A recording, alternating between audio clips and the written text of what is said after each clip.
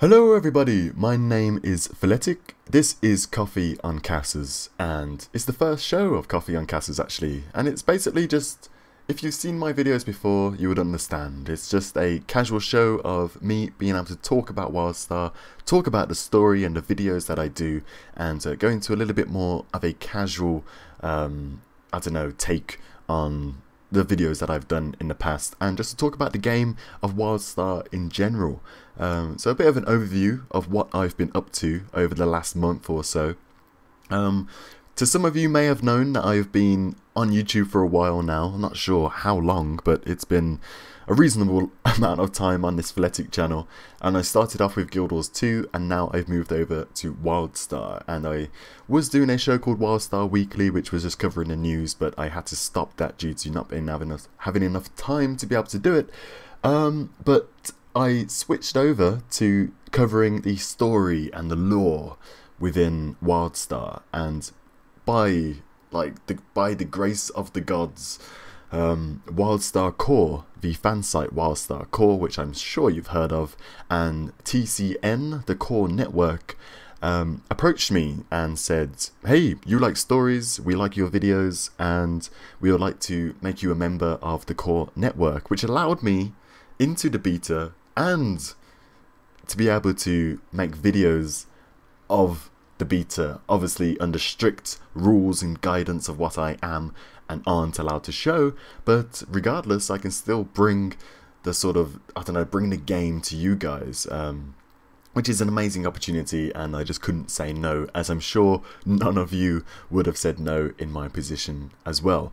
But for me it's a bit weird because I'm kind of learning the lore myself. There's a lot of people out there in the community who are serious lore buffs, and they know every little bit in detail about the lore in the game because they've read up on it. You know, that's all they do, and they know everything about everyone in every single section of the game.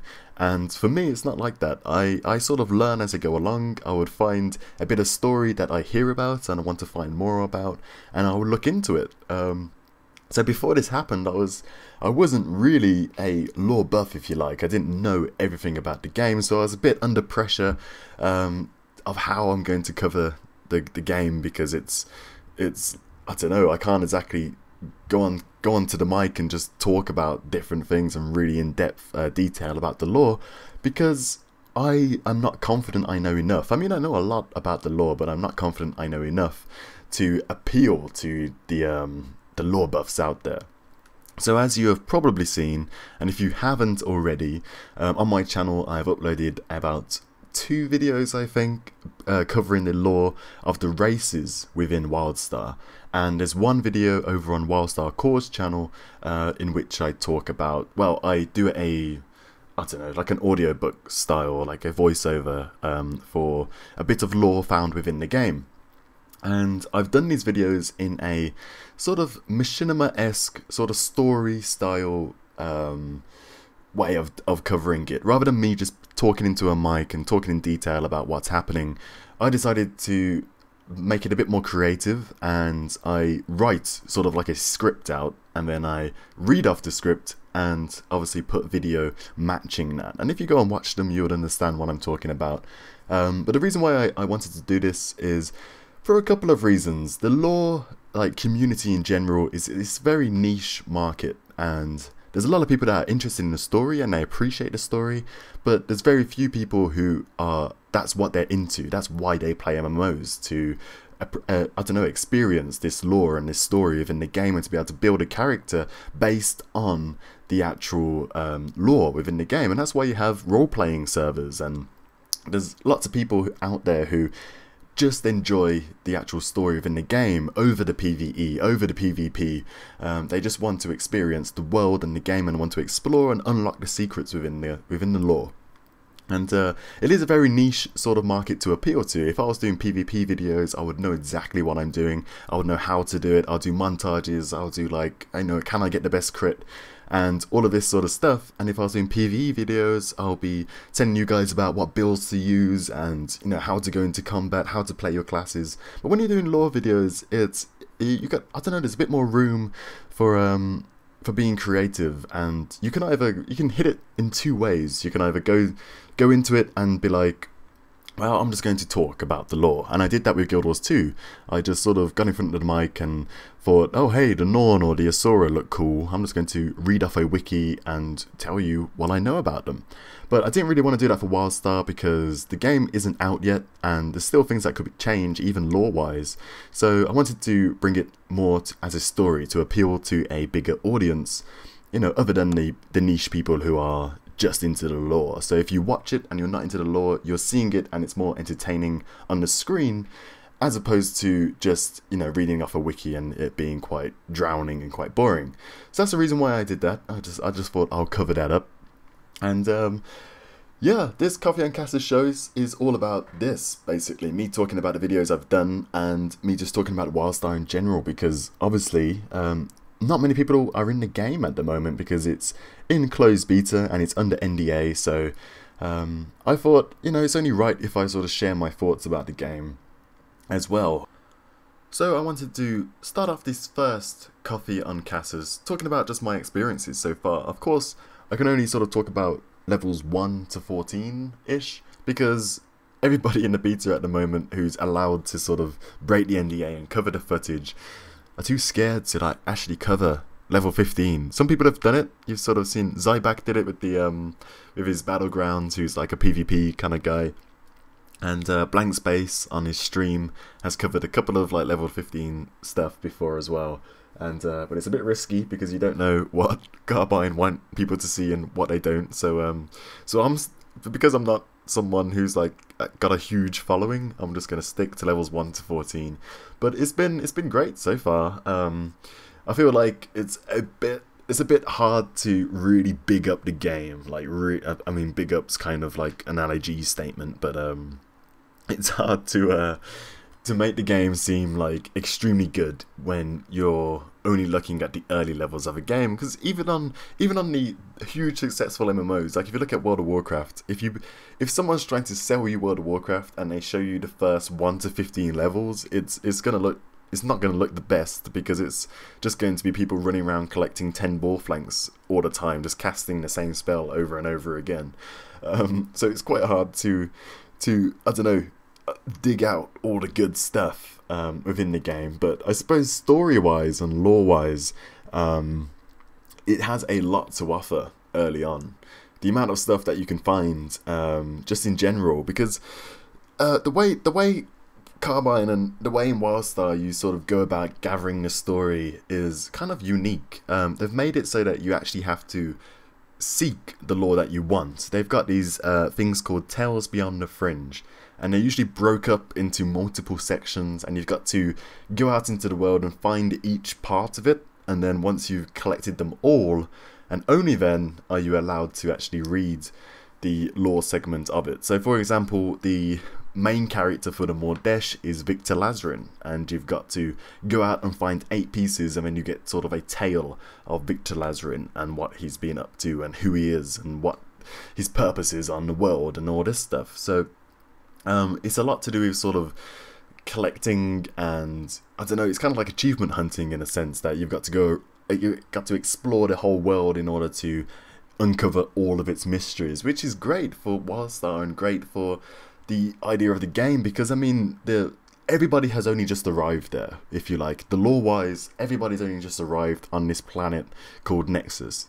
So it's a cool idea to have us as players also just arriving within the game and having to go out and seek an adventure and explore to find all the lore within the game to do with our races, even if it does mean, you know, as a Cassian having to go out and find stuff to know about your history. It doesn't really matter because it all fits in and it's all very fun. So I quite like the way they've made the lore, and they've got different, you can achieve different things within the game from just going off and exploring and doing your stuff. It seems like the way they've set up things is, so if you're a crafter, then you can definitely stand out as a crafter. If you're a lore person, you can definitely stand out as a lore person. If you're a PvP person, they've basically made everybody unique, and when you're walking around the world, you won't necessarily know who's who. But one of the great things about Wildstar is the housing system, Because I know, for example, I was talking about the Tales Beyond the Fringe, you get posters, like, for your house when you complete a full Tales Beyond the Fringe. So I might have discovered the whole map of one zone and looked everywhere for the Tales Beyond the Fringe fragments and finally got them together, like the Victor Lazarine one, for example. And then I would have a poster and a graphic, obviously, of that Tales Beyond the Fringe that I'd be able to hang up on my house. So if someone comes to my house and I might not have the best gear, I might not have the best raiding gear, I might not have the best PvP gear, everyone's saying what a scrub this guy is, who is this guy, they're there with their enchanted gear and they're shining like a big glowing star in the sky. And then they come over to my house and they see all of the lore pieces that I've collected, all of the Tales Beyond the Fringe posters, all of the different things as a scientist path that you can get and gather. And my house will be absolutely pimped out, and then you go to their houses and they might have all of the raid stuff and everything, but they don't have what you have. They don't have all the lore pieces. So you're unique to others, even though you not necessarily have achieved as much in sort of MMO society's point of view. You might not have the best gear and everything, but you've achieved, if not more, than they have, simply from doing what you enjoy to do within the game. And I find that to be one of the key, most impressive things I've seen from the game so far. And I think it's only going to get better and better as more content gets revealed. Because I think this idea of every single player and every single playstyle being able to be unique through housing and through customization. I mean, they just released their customization dev speak, and it just goes to show that it's one of their main focal points, it's one of their main focuses to try to get each and every character to be unique and to be able to feel like they've achieved something. And I find it's going to be amazing, because a lot of the time in MMOs, people just stand around, don't they? You just stand around in a city, you're queuing for things, and you're always trying to achieve that one thing. You don't necessarily go on to just play the game, you go on to work towards a goal, or work towards your progression. And I feel like everybody's going to have not only a guild progression or the MMO society's progression, which is, you know, getting the best raid gear, getting the best PvP gear. This will all still be relevant, but I feel everybody's going to have their own personal progressions, whether it be crafting, whether it be gathering, whether it be progressing on with the story, whether it be making the best house you could possibly have, or, you know, being the best player, being pimped out, having the best costume. And of course, then you've got all the path content that you can do, which I'm not too sure of the rewards for yet, because in levels 1 to 15, you know, it's basically introducing you to the paths and stuff, so you don't really see much of what you can achieve from them. But the game has so much potential to just be great for each and every single playstyle within an MMO, and that's what I think makes it so unique from the others. I mean, I would be excited for Elder Scrolls Online, I would be excited for EverQuest Next in usual circumstances, but I've played so many MMOs now that have all come out and all disappointed me, that when I look at Wildstar and see the potential it has, I know it hasn't reached that potential yet because the game isn't actually out and it's still in closed beta. I still think it has so much potential for launch and post-launch that it's going to be a game everybody's going to be playing, and it's going to have a stable community no matter what happens, because already the things they've got planned for the game are going to keep everybody there. And actually being in the game and being able to play it, and not only being able to play it but being able to express my opinion to you guys, I figured I would like to express that to you. You know, if you're looking at Wildstar and you're thinking you're not too sure, you're looking at the streams and you're thinking I'm not too sure about this combat system, not too sure about X, Y and Z, I still think it's going to be one that if you're an MMO player you should definitely pick up, because if it's impressed people this much within levels 1 to 15, then you can only get more excited for what's to come. And you know, eventually, if they have opened up the gates for level 1 to 15, they're probably going to open up the gates for higher levels. So we've only got more reveals and more content to come. So if anything, being able to get into the game, and as I'm sure all of you are waiting to do, my experience is that it only makes you want it to be launched more.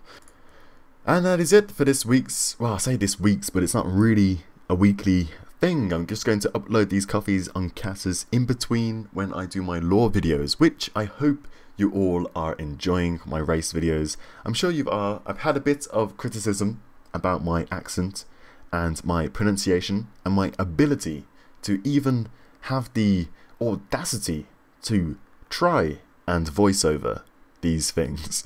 But of course I am not, contrary to popular belief apparently, I am not a professional voice actor, and I am just some guy who puts videos up on YouTube about games. So yeah, I do try my best. You know, some people don't like, no, you can't please everybody, but I hope everybody who's listening to this enjoys my race videos and enjoys how I don't know, how I bring the lore to the scene, if you like. I did get a tweet from Chad Pappy Moore himself, the lead narrative designer of Wildstar, which I couldn't be more happy about, because that's the guy who brings everything to life within the story, and he actually thanked me for bringing it to life within YouTube and, you know, to voice things and what have you. So that was awesome, and I am loving making these lore videos for you, and I hope you are enjoying them. But for now, I will leave you, and the next lore video should be on its way very shortly. So thanks for listening, and I'll see you all next time.